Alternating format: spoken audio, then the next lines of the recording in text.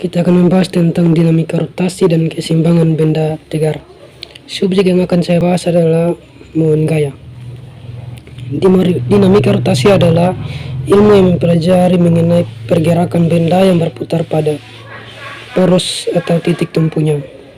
Dinamika rotasi dipengaruhi beberapa besaran, yaitu massa, gaya, percepatan, kecepatan, torsi, dan lain-lain. Contoh momen gaya adalah pintu.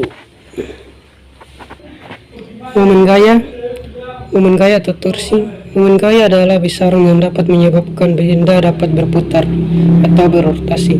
Contoh momen gaya adalah pintu. Porosnya terdapat di ekstra pintu. Ketika kita menarik atau mendorong pintu, maka pintu akan bergerak walaupun tidak satu putaran penuh. Contoh lain dari penerapan momen gaya atau torsi adalah sebuah batang silinder yang salah satu ujungnya menjadi poros dan ujung lainnya kita berikan gaya sebesar F. Panjang antara gaya ke arah poros disebut sebagai lenggan momen.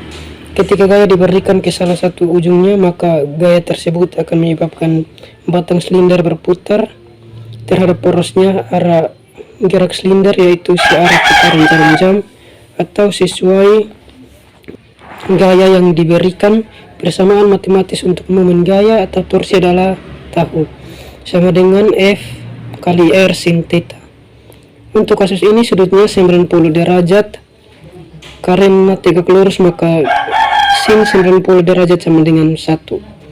Untuk kasus pertama yang sudutnya 90 derajat, rumus yang biasa kita gerakkan yaitu tahu sama dengan F kali R. Kasus kedua, gaya yang diberikan membentuk sudut terbesar sebesar theta, maka rumus yang kita gunakan yaitu tahu sama dengan FR sin theta. Tergantung tetanya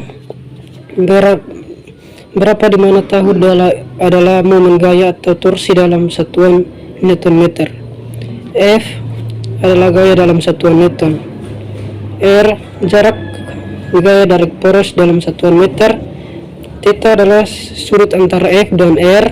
Karena momen gaya adalah besaran vektor, maka memilih arah untuk menentukan kesepakatan arah. Di sini sudah saya buat tahu akan bernilai positif jika benda berputar berlawanan arah. Jarum jam tahu bernilai negatif jika benda berputar searah jarum jam